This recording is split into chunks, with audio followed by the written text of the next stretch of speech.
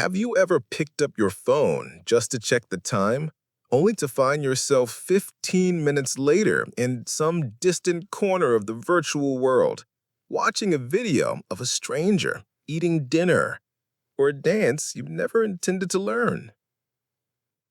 Have you ever felt a phantom vibration in your pocket only to realize there was no notification, yet your thumb still unlocks the screen out of habit? Have you ever felt that fleeting flicker of joy when someone likes your photo, followed by an indescribable emptiness when that joy vanishes almost instantly? I have. For years, my life was bound by these endless loops.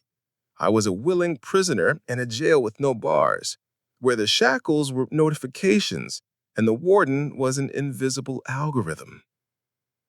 And then, one evening, after realizing I'd just spent an hour watching other people's lives instead of living my own, I did something crazy. I took a deep breath and deleted them all. Facebook, Instagram, TikTok, everything. I set myself a challenge: 30 days of life without social media. This isn't the bragging video. This is a testimony. My 30-day journal chronicling every step of an escape from the digital matrix, but every emotion amplified to its very extreme.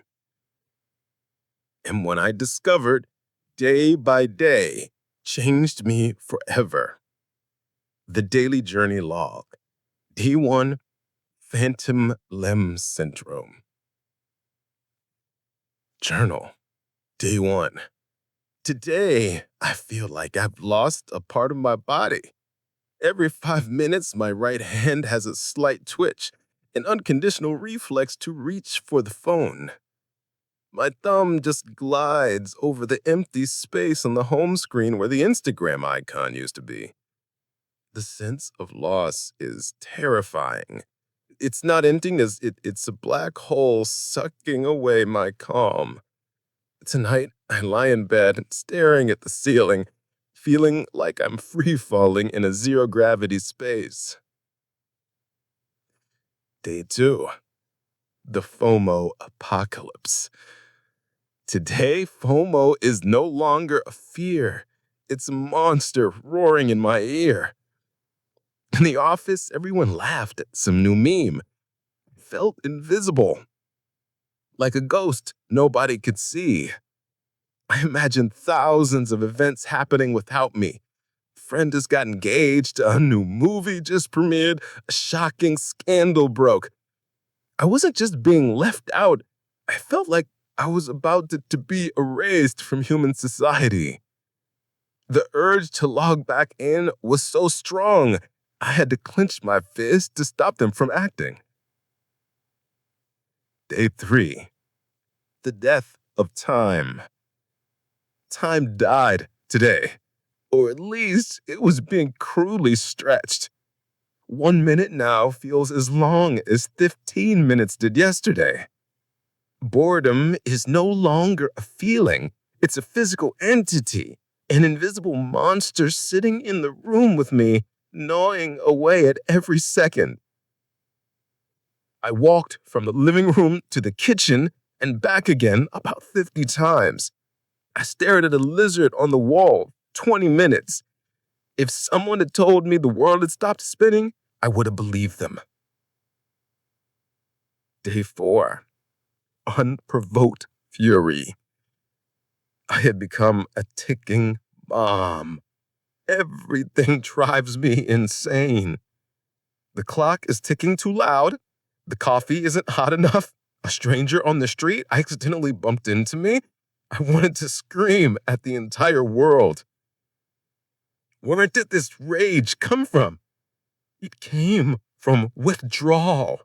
The agony of an addicted brain not receiving its daily dose of dopamine. I don't hate the world. I hate this feeling of helplessness and emptiness. Day 5. Bargaining with the devil. Today, a voice whispered in my head, just a little peek, 5 minutes. Just look sneakily and delete it again. No one will know. You deserve a little break. This voice was so sweet and tempting. I picked up my phone, my hand trembling as I went to the app store. I almost typed face. Then an image flashed in my mind, the image of me 5 days ago with soulless eyes scrolling through my phone. I threw the phone onto the bed as if it were a venomous snake, a terrifying internal battle. Day 6, the body's protest. My brain is surrendered, and now it's my body's turn. My head is splitting, my eyes are dry. I feel utterly exhausted despite sleeping 8 hours. It's as if every cell in my body is on strike, protesting cut off of the virtual energy it grown accustomed to. I just want to lie still and do nothing. Day 7, a whisper of truth. A lazy Sunday. I lay on the floor, letting the sunlight wash over my face. And then, in a moment of extraordinary quiet, I heard a sound. It wasn't an external sound, it was a thought of my own. A complete, whole thought, uninterrupted by any distraction. It was just a fleeting idea about reorganizing my room, but its clarity astonished me. For the first time in a week, I felt a glimmer of hope. Day 8, the world in 4K. This morning, I ate a strawberry, and I swear it was the best strawberry I had ever eaten in my life. My mouth was filled with a mix of sweet and tangy flavors. I could feel every tiny seed on its surface. Everything around me suddenly became phenomenally vibrant. The green of a tree outside my window was greener. The sky was a deeper blue. It was like someone had removed a blurry film from my eyes, and I was seeing the world in 4K resolution for the first time. Day 9, rediscovering the human voice. In a meeting, instead of secretly scrolling on my phone at the table, I actually listened. I didn't just hear the words, I heard the intonation. I saw the look in my colleagues' eyes, their gestures. I noticed the little things. A slight hesitation in her voice when presenting a new idea. A spark of excitement in his eyes when talking about the project's success. Human communication is a symphony, and I had willingly been listening to only the scratchiest notes through a broken speaker. Day 10, an 8-hour day. I worked like a machine today.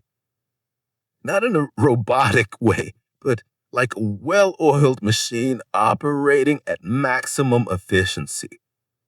My focus was as sharp as a razor. I finished my entire day's work in just 5 hours. For the rest of the time, I didn't know what to do. I read research papers related to my work. I helped another colleague. I realized that on average, I had been throwing at least 3 to 4 hours to my day into the bottomless black hole of social media. Days 11 to 14. Micro adventures. With no pressure to check in, I started doing weird things. I walked down a small alley I'd never been down before, visited an old bookstore and sat on the floor to read. I talked to an old woman selling lottery tickets. I discovered that the city I live in is full of countless stories and hidden corners that I had missed simply because my eyes were always glued to a screen. Every day was a micro adventure. No need to post it for anyone to see, just for me to know.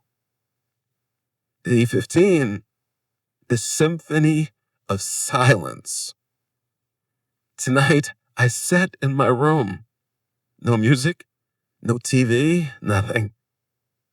At first, the silence seemed suffocating, but gradually, I began to hear its sounds. The hum of the refrigerator, the wind whistling through the door cracked my own heartbeat. Silence was no longer empty. It was full of life. And in that silence, my deepest thoughts began to